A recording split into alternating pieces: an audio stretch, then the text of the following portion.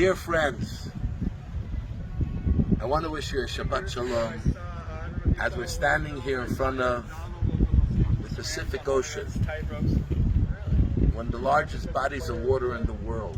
Isn't it fascinating that there's more water than land? Though we as human beings, most animals, need land more than water. So I want to tell you that this week we read two portions, the regular weekly Vayakhel, and as well we take out a second Torah, the third of the fourth special portions that we read for the month of Adar.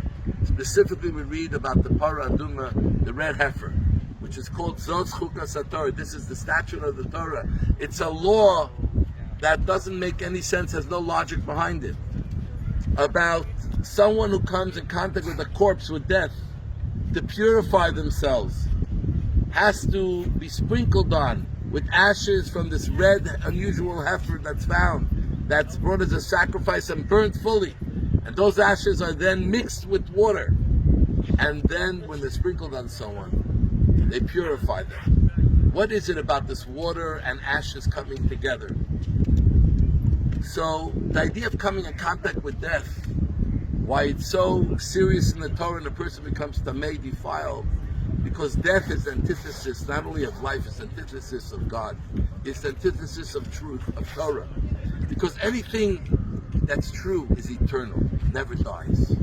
A truth never ceases to be true.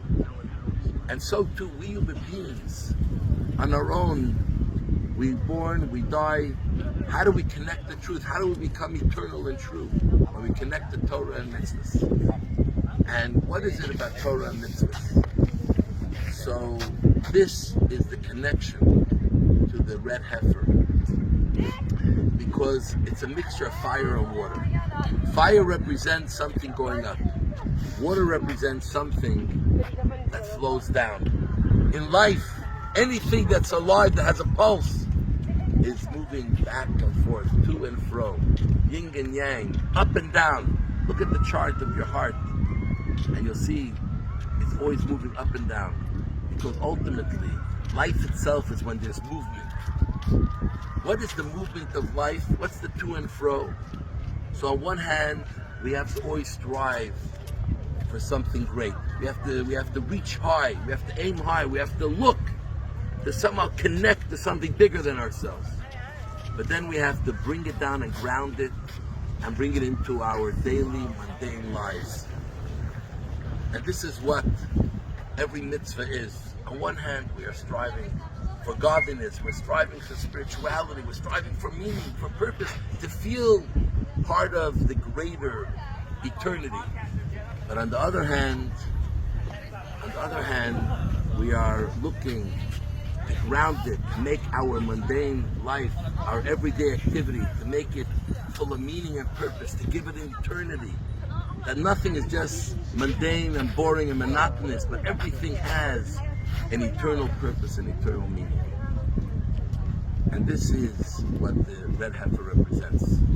We want to touch the divine, but we also want to fulfill the purpose God gave us in this world, the purpose of the divine given to us in the Torah. So we always have to reach high and look for something greater than ourselves, but then take it, bottle it, and let it infuse our everyday, regular, repetitive things we do in life. And then it won't be any more repetitive, but each thing will be full of purpose and meaning. Every act that we do is a connection, and it brings something to us, it elevates us, and we become a living being. So I want to wish to all of us to connect to that eternal life, to connect to the truth, connect to the divine, and we live on a different plane. We live grounded, but we're of something greater. So I want to wish you a Shabbat Shalom. God bless you all. We love you. And the Montreal candlelighting time is 6:50 p.m.